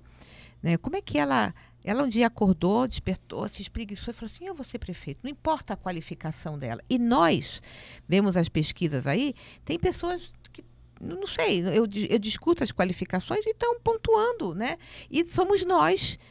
né, que estamos aí e não estamos questionando assim, o que precisa para ser prefeito de uma cidade como Rio de Janeiro, Belo Horizonte, Curitiba, Araraquara, que seja a sua cidade, né? Vai lá e olha, puxa, eu preciso de uma pessoa que tenha isso, alguém aqui, não tem ninguém, mas esse aqui é o melhor. Mas tem gente que não tem menor qualificação, acorda e se coloca como? E tem votos. Esse- Padre esse- Kelman. Você imagina assim, aquilo que você falou, né? Ah, mas é que o eleitor ele não percebe o que você está entregando. Ele percebe o que importa para ele é como ele acha que você é. E assim, tá bom. Mas eu estou preocupado em resolver problema, em entregar coisas palpáveis e tangíveis que mudem o país. Eu não posso ser diferente. Eu não vou me adequar a uma outra coisa, porque eu busco excelência em tudo que eu faço. E eu vou buscar excelência ali dentro. O que é excelência? É entregar resultado. É finalmente mudar alguma coisa do Brasil. Se eu sou um legislador, como é que eu mudo isso? Não é fazendo discursinho. É tipo ir lá e aprovar uma lei. Como é que você aprova a lei? Bom, não é fazendo discurso, para começar, porque o discurso vai atrapalhar. Certamente você não vai aprovar lei nenhuma. Quanto mais discurso você faz, quanto mais você fala, menos você está fazendo. Então, quanto mais discurso você está fazendo, menores as chances de você aprovar alguma coisa. Isso é básico. Primeiro porque quanto mais você fala, mais você vai estar incomodando alguém. E a construção de aprovação de um órgão colegiado é uma coisa de incomodar menos pessoas. Sim. É um processo de incomodar menos pessoas. Se você fala demais, você não vai entregar nada. E assim, eu não quero não entregar, eu quero entregar. Eu não tenho alternativa aí. Eu falo, bom, então esse negócio, esse lugar aqui não serve para mim. Porque senão eu vou ser um teatro, né? Vou entrar num teatro. Um outsider. E vou ficar lá gritando e falando. Mas pra que você fala tanto e não faz nada, entendeu? Tipo, eu acho isso muito mais frustrante. Eu não fui fazer isso. Eu subi na tribuna durante 4 anos, acho que 3 ou 4 vezes. Porque 3 ou 4 vezes eu tinha alguma coisa pra falar que não ia ferir com o que eu estava construindo. Agora, em termos de leis, atuação legislativa, nas comissões, relator da reforma da Previdência, eu entreguei um monte. Mas isso não vale para o eleitor brasileiro. Porque ele não entende. É que nem a conversa da dissolução do parlamento. O cara não entende. Você precisa voltar 20 casas. E aí você fala, tá bom então, mas assim, tá muito longe, tem um problema, tem um gap, né? Um gargalo imenso. E também tem essa coisa, a gente tem hoje uma cultura em que a pessoa se colocar como vítima ou como ofendido é fonte de poder. Ao fim e ao cabo, solidifica isso do eu nunca sou responsável por nada. Eu sou vítima. Eu não aprendo com nada. Muito bom, eu Madalena. não supero nada. Porque se eu me colocar nessa posição de eterna vítima... Eu não sou responsável. E eu ganho muito poder, porque eu sou vítima pode tudo. E as pessoas se compadecem da vítima, né? Isso é muito importante. As pessoas se compadecem, mas elas também estão se colocando numa posição de Claro. vítima, porque elas são vítimas de quem? O sistema, dos políticos. os corruptos. E você? Você não. Você não tem nada a ver com esse negócio. Isso, muito bom. Não, como assim? Você tá querendo ser a master vítima. Porque se você aceitar que não é culpa só dos outros, aí a culpa é parcialmente sua. E aí o que você fez? Aí você é corresponsável dessa zona, dessa bagunça completa que é isso daqui. Você é corresponsável você tá nesse barco. E isso exige das pessoas tomar responsabilidade para si, dá trabalho, Muito. exige muito das pessoas. E as pessoas não estão... E é uma pena, porque eu costumo muito falar sobre isso. Eu não sou vítima, tenho um monte de histórias difíceis, mas eu não sou vítima. E eu penso em coisas que deram errado, eu vou lá assim, puta, onde foi que eu fui responsável por aquilo que aconteceu comigo? Né? Eu tomo para mim. Muita coragem e muita consciência para fazer isso. Você precisa ser muito consciente. O que é ser consciente? Você precisa ser verdadeiro, né? Você precisa entender, você precisa falar assim, não, isso está acontecendo por isso. Não pelo o que você quer se proteger, se esconder. Você tem que ser consciente. Você tem que falar, isso é assim porque é assim. Exato. E aí quando você aceita, é verdadeiro consigo mesmo, aí você aponta, você identifica o problema, né? Aí você vai trabalhar no problema. Mas dá trabalho e dói. Agora, a passagem dele pela Assembleia, eu não podia deixar de mencionar. Você sabe a história dele? Não sei. Até já sei o que você vai trazer. Você sabe... No antagonista tem, aliás, essa foto lapidar. Da mordida? Ele tomou uma mordida. Ficou famoso, eu acho, hein? a mordida. E assim, o que eu fiquei na época mais escandalizada com a coisa da mordida é que ele foi defender alguém. Ele deu um golpe de jiu-jitsu rapidíssimo. Eu fiquei e falei, gente, e ele podia ter estraçalhado o outro ali. Mas esse não é o Rene, né? A gente tá vendo. O Rene é um cara forte, mas ele é um homem delicado. Consciente, assim, Consciente. sei lá, Era um senhor de idade. Primeiro se ele tivesse... que eu Conta a história da pratico, mordida. Não, eu pratico artes marciais, eu pratico jiu-jitsu há muito tempo e outras coisas. E quando você pratica uma arte marcial, você tem mais autocontrole sobre o uso da sua força. Essas situações, elas não são estranhas para você. Tipo, eu me deparo com essa situação 3 vezes por semana no tatame de uma briga. Não é uma briga para valer, mas é uma situação de simulação de uma briga, uma luta. Então, aquilo não era estranho para mim. Eu fui lá só impedir que eles se batessem.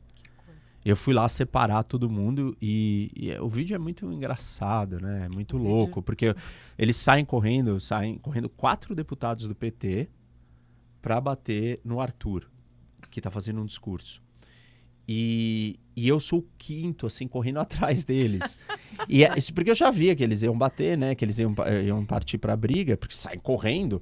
E aí, assim, o primeiro deles é o Barba, e aí quando ele passa, né, é uma rampa, e aí quando ele passa do lado aqui, e o Arthur já tá ali, aí eu falei assim, nossa, mas não vai dar tempo, eu tenho que atravessar outros 3 ainda.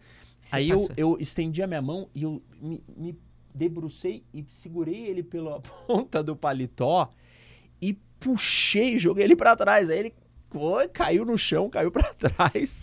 Aí eu saí correndo, tipo, tirei um da frente, tirei o outro. E aí estavam eles tentando chegar, aí eu segurei outro. Assim, segurei ele, né? Segurei ele pela cintura, assim, ele indo. E eu segurando. E aí ele virou pra mim e falou assim, ele me pediu desculpas depois e tal. Falou, eu entrei em pânico, porque eu não conseguia me soltar, que você estava me segurando, e eu fiquei sem ar. Eu não sabia o que fazer, e aí eu decidi te morder.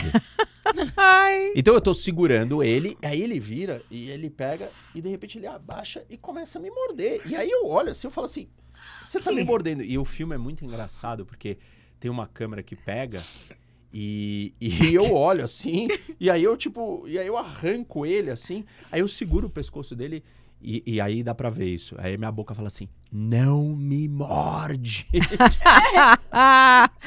Sensacional. Parecia uma criança, sabe criancinha quando tá naquela fase de te morder? Ele segurou o cara, não me morde. Não, eu segurei ele no pescoço assim e falei, não me morde. Tipo, pô, você vai me morder? Mas a melhor foi a parte do paletó, eu achei. Essa Tudo é parte bom. engraçada. Não, tudo é bom, tudo é bom. Foi uma coisa, mas são coisas que se vive no parlamento. Que assim, Não deveria. também não é só no Brasil, em outros Não, parlamentos pelo verdade. mundo tem esse tipo de coisa, hein? Acontece. Mas assim, isso é muito um reflexo de como a nossa sociedade gerencia conflitos também, né? Ah, sim. Ótimo, Sim, boa, sim, boa, pô. Sim. Eu não sei se a gente tá... gerencia conflitos e tipo... Não sei, né? As pessoas... A gente não tava ali pra fazer isso, né? A gente tá ali pra resolver grandes problemas e tal. É um negócio meio... Mostra a infantilidade da estrutura. Eu não sei se a gente está chegando no fim. Estamos chegando no né? fim. Eu queria fazer uma última pergunta, porque ao longo aí da nossa conversa, você falou muito sobre autoconhecimento, né? Tomar consciência, se responsabilizar. E eu sei que você medita. Todo dia. Então... Aliás, hoje eu não consegui porque uma obra na minha casa, um barulho. Eu até botei o fone de ouvido, só que falei, não vai dar. E aí? Eu acho Essa é a pergunta, e aí? A meditação é uma ferramenta para você entrar em contato consigo mesmo, com os outros e com o universo. Então, talvez na meditação eu consiga acessar níveis mais profundos do nível pessoal, do social e do contextual, né? Usando uma analogia aqui do que a gente estava falando. Por isso que eu perguntei, exato. E ela te dá... a meditação, ela te organiza, né? ela vai limpando a nossa atividade mental, emocional, psicológica e espiritual. Então ela vai colocando as coisas no seu devido lugar. Então é como se fosse um processo de autolimpeza ou um reset que você dá de todas essas nossas atividades internas do corpo e na alma. Eu acho fundamental e, além de tudo, eu acho que é uma grande ferramenta de conexão espiritual. Assim, tem os efeitos físicos, mentais, emocionais, de concentração, de retenção, de informação, de memória, e tem todos os outros efeitos espirituais. É um momento de conexão com o transcendental. E eu acho que é um dos mais... Existem vários, né? Cada pessoa adota o que quer. Tem gente que orar, se conecta. Mas eu acho que a meditação, ela é uma via direta para isso. E nenhuma outra é tão direta quanto a meditação. Legal. Então, para mim, a meditação é muito importante. E como que você chegou na meditação? Porque tem tudo que é tipo de história. Sim. Tem histórias que são muito significativas, tem outras que são por acaso. Como é que você chegou? Em que tipo de meditação? Porque tem muita gente no mundo ocidental que faz, né? Sim. Eu gosto particularmente da meditação zen budista. O zen budismo é uma meditação de esvaziamento total da mente. Você não pensar em nada. Existem outras meditações que são de visualização, de mentalização. Já fiz também. Existem meditações que são com recursos externos, tipo um mantra, uma música, alguma coisa sagrada que aí você foca na música, você foca em alguma coisa externa, outra você foca em ficar imaginando alguma coisa, visualizando alguma coisa, e a outra você não foca em nada, você foca em esvaziar. Eu já fiz as três, gosto das três. Hoje eu faço muito mais, a que eu mais gosto é a de esvaziamento total. E eu cheguei porque eu tive um despertar espiritual, que foi quando eu descobri minha missão e quando eu mudei de vida, vendi minhas coisas aqui no Brasil e fui morar fora porque eu queria trabalhar na ONU. Queria trabalhar na ONU porque eu entendi que era o lugar para mudar o mundo. E quando eu acessei essa missão, aí eu comecei um processo de conexão e comecei a buscar ler muito, estudar muito esse caminho espiritual. E aí a meditação apareceu como assim, olha, essa daqui é a ferramenta prática de você fazer isso. Você pode entender, ter todo o conhecimento sobre questões transcendentais ou metafísicas, mas e aí? Como é que você pratica isso? E a meditação, ali eu percebi que era o lugar que você realmente consegue sentir essa conexão com algo maior. E é para todas as religiões, né? Porque ele está falando agora, você é judeu. Sou. Como é a sua relação com o judaísmo? Você pratica, não pratica? Eu medito eu coloco tefilim todo dia, que é uma prática do judaísmo bem assim até... Então você é bem religioso. Então, eu não me considero... O que é o tefilim, para quem não conhece? O tefilim é um cordão que você vai amarrando, né, no braço, e é uma reza que você faz de manhã. Não precisa ser de manhã, mas é melhor que seja de manhã. E que você reforça os seus laços com Deus, diríamos assim. E é um pequeno ritual, ele é curto, mas é uma coisa que eu adotei. E assim, eu não sou religioso, mas eu entendi, esse ritual ele me chamou a atenção e eu achei muito, sei lá, conectado com a minha essência, com a minha identidade. Eu errei a palavra, não é religioso, é espiritualizado. Isso, porque essa é a diferença. Eu entendo que as religiões, elas têm um elemento dogmático muito forte. Certo é certo, errado é errado. E o caminho da espiritualidade, essas noções dogmáticas não existem. Elas são sobre contexto, sobre experimentação, sobre o seu estágio de vida, de evolução. Tem mais flexibilidade e é um caminho de autodescoberta. Ele é mais difícil, mas aí você tem que ser mais responsável por ele. O da religião é um pacote pronto, tá aqui, faça isso, os mandamentos, tá tudo determinado. E é uma coisa mais um pacotão, assim. O caminho espiritual, ele é mais difícil, não tem muita certeza. Você tem que ficar o tempo inteiro trabalhando. Todas as religiões têm o seu lado espiritual. Não são acessíveis a todo mundo. Porque as religiões não liberam, não entregam isso. E eu gosto do lado espiritual das religiões. Então, o judaísmo, eu tenho práticas que são tradicionais da religião, como o tefilim, mas eu adotei muitas coisas do lado espiritual da religião judaica, que é a cabala. Então, você tem as outras coisas também do judaísmo e coisas de outros lugares, porque a espiritualidade não faz essa distinção, né? Ela mistura tudo, ela aceita todas as práticas que conectam com você. Então, por exemplo, várias vezes eu medito com o tefilim. Então, eu coloco o tefilim e vou meditar. E aí eu medito com o tefilim. Legal. Então, aí eu estou misturando outras coisas, juntando. Não importa, é como você falou, é sua conexão com o maior, o universo. Eu acho que, assim, as pessoas têm que encontrar o que, né? Faz sentido para elas, né? O que faz sentido. E, assim, o judaísmo, além de ser uma religião, é uma identidade, né? É um lugar onde define quem você é, o que você é. Então, independente da religião, ser judeu é um outro elemento a mais na formação de quem eu sou. E não só a religião. A religião é a base do começo dessa história, dessa identidade. Mas hoje a identidade também transcende isso. Tem uma história, tem um posicionamento político, tem muita geopolítica, tem muitas coisas que estão ligadas a ser judeu que não são religiosas só.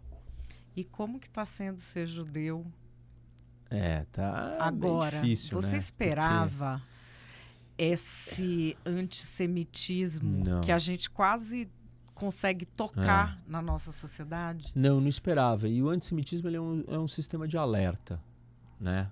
Então, o que significa isso? Se o antissemitismo apareceu desse jeito, esse é um alarme.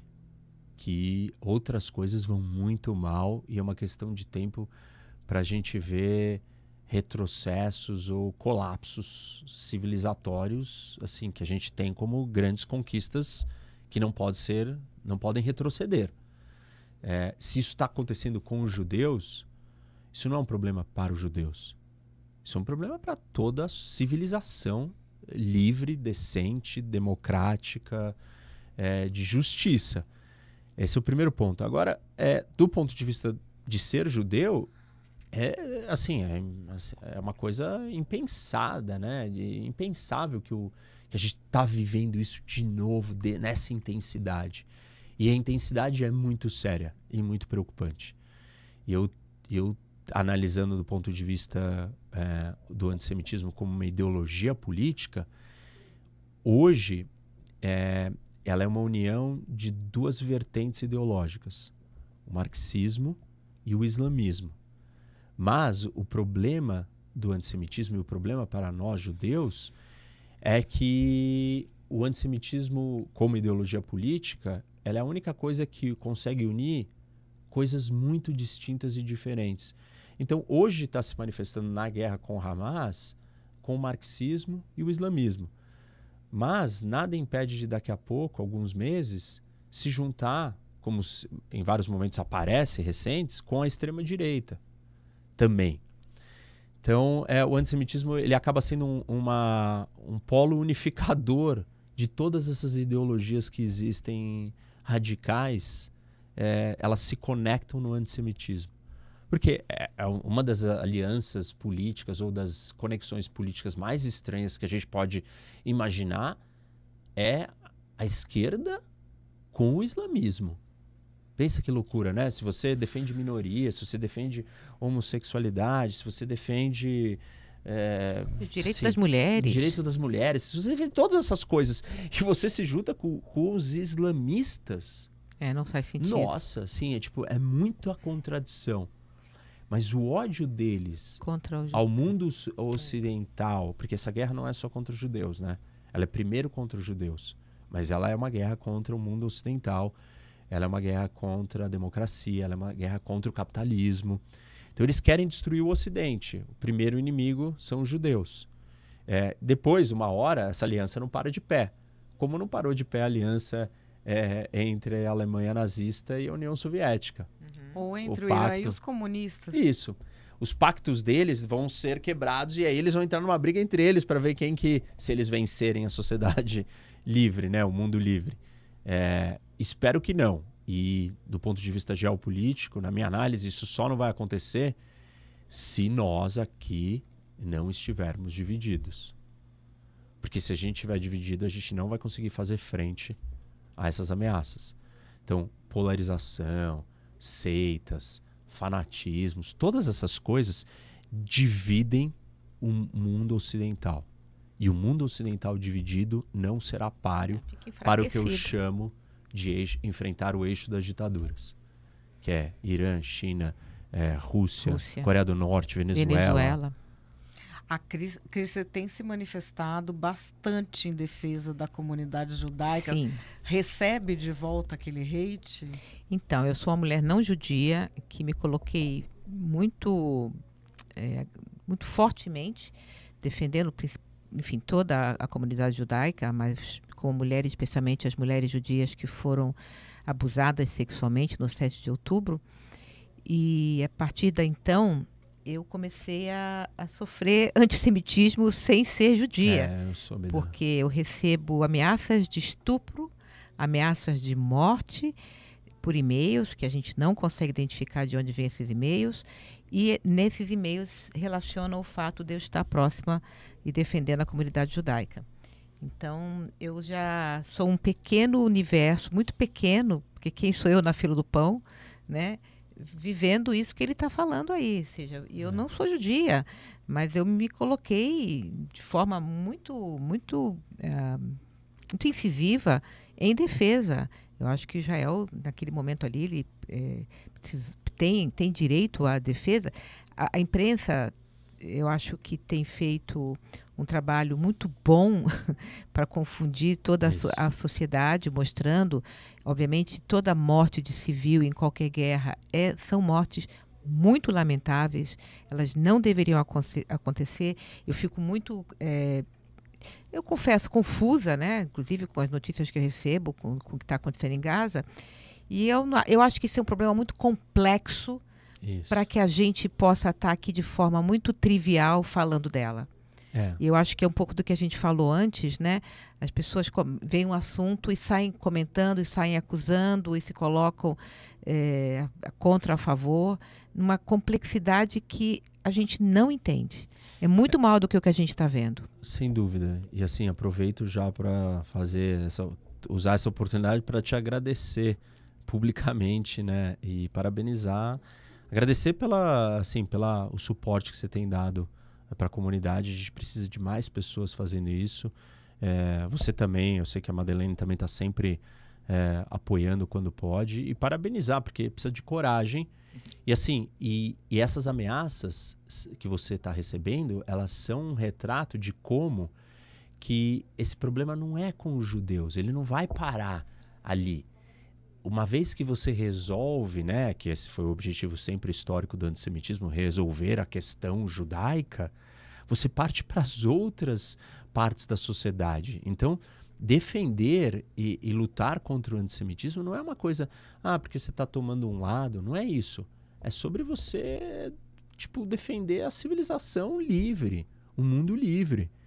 E acho que tem muito do que você falou e é muito importante. É um assunto muito complexo para as pessoas ficarem... se elas não entendem o que significa dissolver o parlamento, como é que elas vão entender uma guerra de milênios? Com níveis e camadas de discussões políticas, religiosas, territoriais, étnicas, assim, de tudo. As pessoas não entendem o que é... Por exemplo, terrorismo as pessoas não entendem e nós ocidentais temos dificuldades para entender. Isso. Quando eu converso com pessoas do Egito, dos Emirados Árabes, da Jordânia, do Kuwait, onde eu conheço, a forma como eles relatam para mim o que é o terrorismo e o que é o pensamento do terrorista, sempre que eu falo com ele me traz uma pedrinha a mais de uma coisa que eu nunca tinha pensado antes. É uma coisa muito distante da gente. É um conflito muito distante, historicamente. A gente não entende absolutamente nada. É um dos conflitos mais difíceis. E difíceis porque tem muito tempo de história. São muitas camadas e camadas de história para trás. Então não dá para o brasileiro querer entrar nessa história e falar assim, não, eu tenho uma opinião formada. É muito difícil. O que dá para entender se você equiparar um tipo de organização terrorista como o Hamas a um Estado democrático, que pode ter os erros que for, assim, não tem comparação.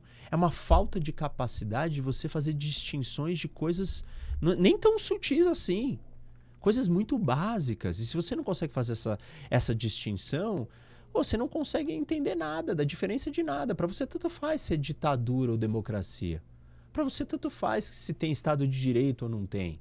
Um monte de coisas vão tanto fazer. E aí, assim, nós temos um problema grave, porque como é que você mantém de pé o que a gente acredita que é o melhor para o mundo? Uma democracia, um Estado de Direito, justiça e tal. Você acaba com tudo isso.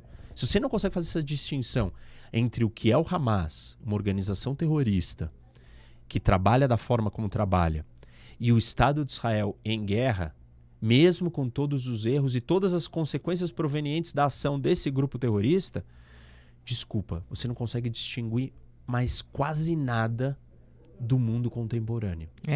Quase nada. E aí é assustador, porque aí tanto faz. Tanto faz se você é pedófilo, se você constrói uma grande empresa e emprega milhões de pessoas. Tanto faz se o judiciário julga de acordo com quem é amigo dele ou se ele julga de acordo com o que está escrito na lei. Tudo tanto faz. Tanto faz se você estupra uma mulher por noite ou você... Porque você vai justificar que você fez aquilo porque ela se vestiu de tal jeito assim. As coisas todas perdem o sentido. As pessoas não entenderam que não conseguir distinguir uma coisa da outra é um sinal gravíssimo. É um sinal de um nível de falta de consciência de definições básicas, de coisas muito básicas. É muito retrocesso. E assim, aí a gente se coloca num lugar que tem um pensador que... sempre falo dele, né? E que assim, que eu acho que ele tem um ensinamento muito importante para nós. A gente não pode achar que as nossas conquistas sociais elas são garantidas. E aí ele usa um exemplo que até hoje já nem tem mais tanta força, né? Ele fala o seguinte: na ciência, quando você descobre que existe gravidade, você não volta na sala de aula e fala que não tem gravidade. Se bem que hoje a gente fala que a Terra é plana. Então você fala assim, e a construção da filosofia dele é baseada, olha, quando você adquire um conhecimento científico, você não retrocede. Mas no social, não é garantia. Imagina se nós estamos retrocedendo até no científico, imagina o que está acontecendo no social. E aí basta a gente olhar para qualquer coisa. A escravidão acabou? Não. Aliás, hoje talvez... em números absolutos, nós tenhamos mais escravos do que nós tivemos em qualquer outro momento da história. Em números absolutos, não relativo ao tamanho da população, sei lá, não sei fazer essa conta, nem sei como computar isso. Mas em números absolutos é indiscutível que a gente tem. Então a gente não acabou. Nada do que a gente acha que a gente conquistou está garantido. Não é perene, né? Isso. Se a gente não entender o que é Hamas e Estado Democrático de Israel dentro daquele contexto... a gente não entendeu nada. E como você falou, com os erros, inclusive, de Israel, eu acho que não tem ninguém negando isso. Né? Como nós brasileiros, nosso Estado comete erro, como os Estados Unidos comete erros, todos os Estados. O ser humano é isso. Né? Os noruegueses, os suecos. Isso, estão aí. E aí tenta, numa nova eleição, coloca outra pessoa. Mas isso é o Estado democrático de direito. Não deu certo, cometeu erro, vamos trocar esse cara. Puxa, os erros dele... ok, mas fizeram mais acerto, vamos manter o cara. Tem aí o processo. Isso, o processo permite você corrigir o erro. Isso. No Hamas não tem correção de erro. Não tem isso, pois Ele fica lá para sempre. E eu acho que isso que você está trazendo é muito importante, essa falta de discernimento, de entendimento entre uma organização terrorista e um Estado de Direito que a gente sabe que pode cometer erros. Isso. Mas está sendo julgada. Isso, está sendo julgado, vai ter investigação, vai ser julgado por que aquele negócio aconteceu. Exato. O líder da nação israelense, o Netanyahu, sofre processo de corrupção, ele está em vias de ser preso. Aí você fala assim, tá vendo, ele é um corrupto bandido. O que são os líderes do Hamas? Tipo assim, e o que vai acontecer com eles? Nada. Então é um nível de loucura, de abstração, de nivelamento de coisas não niveláveis. É tipo você falar assim, o fulano ele é pedófilo, ele fura o rodízio. Pelo amor de Deus, assim, tipo assim, qual é o seu nível de escala, de proporção das coisas? Isso. Existem graus nas coisas. É óbvio que todo mundo comete, erra. Qual é o grau do seu erro? Faz diferença o grau. Faz diferença. Senão não tem diferença entre o Irã e a Noruega. É. A Noruega é igual ao Irã. Porque na Noruega tem violação de direitos humanos? Claro que tem. Qual a escala de violação de direitos humanos que tem na Noruega e qual é a escala que tem no Irã? Claro. Tipo, se você não é capaz de entender distinção de escala, de intensidade, de grau, assim, você não tem nenhuma capacidade cognitiva de entender absolutamente nada do que está acontecendo na vida. Porque televisão e mesa são iguais. Olha, é um objeto plano. Aqui também. Então é igual. Não é igual. Isso daqui é uma coisa, aquela é outra. Bom, pra gente terminar, queria que você deixasse... aqui a gente tem Professor Roque. Isso, quem quiser comprar o livro, me manda mensagem no Instagram, Professor Roque, meu Instagram, e a gente vende autografado. Inteligência do Carisma é uma dica que a gente dá. Agora deixa pro pessoal, dica, fora o seu canal, passa suas redes, dica de livro, de filme, de algo assim que você considere interessante para alguém que ouviu e falou assim, eu quero ser informado igual esse cara, assim. Eu quero me interessar pelas coisas. Tá. Bom, primeiro, minhas redes, Professor Roque. Roque é H-O-C. Roque, H-O-C. Então, YouTube, Instagram, TikTok, Professor Roque. Aí tem o meu aplicativo que é o Roque Academy. Você baixa na Apple, Google, baixa nas lojas e aí você consegue assinar. E também tem algum conteúdo gratuito ali para quem quiser conhecer primeiro. Bom, livro, eu sempre falo de um livro de geopolítica, que é um livro que fez o Harari, que escreveu o Sapiens, se inspirar. Ele se inspirou nesse livro e falou, depois que ele leu esse livro, ele falou assim, eu li esse livro e falei, eu quero escrever um livro igual esse, e aí ele escreveu o Sapiens. E esse livro ele explica ele responde uma pergunta, por que os europeus colonizaram as Américas e não os povos locais daqui, das Américas, colonizaram a Europa? E a resposta dele é geopolítica. Ele vai usar ele vai dar o argumento final derradeiro do porquê isso aconteceu é um argumento ligado com uma questão climática. Muito interessante, chama Armas, Germes e Aço. Um dos maiores livros assim, mais lidos no mundo, super sucesso, tem todos os idiomas, Arms, Germs and Steel em inglês, Jared Diamond. Jared Diamond, que é o autor. Então, eu acho que essa é uma leitura básica, fascinante, porque ele começa do começo da história da humanidade, ele vai mostrando a evolução das sociedades até chegar numa ter mais poder que a outra e conquistar a outra. E você fica preso, porque ele vai contando, tipo, assim, você aprende sobre coisas que você não fazia ideia.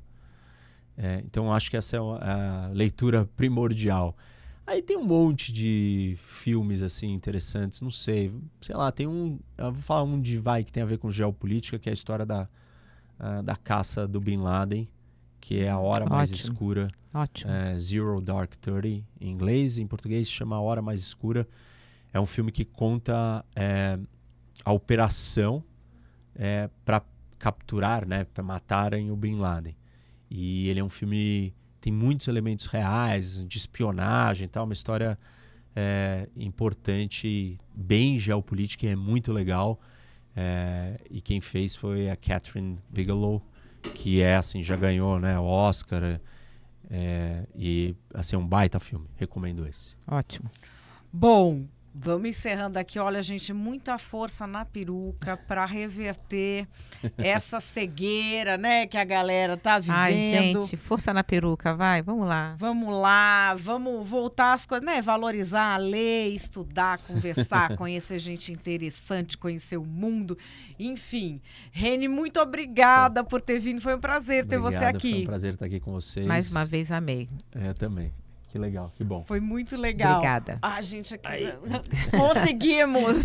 Bom, nós vamos ficando por aqui. Eu espero que você tenha gostado, que você tenha se inspirado, porque a gente traz aqui Gente para inspirar você, gente que tem força na peruca, né, Cris? Isso aí, gente. Foi uma ótima conversa. Espero que vocês tenham gostado. Obrigada, querida. Obrigada. Até a próxima. Tchau. Beijo.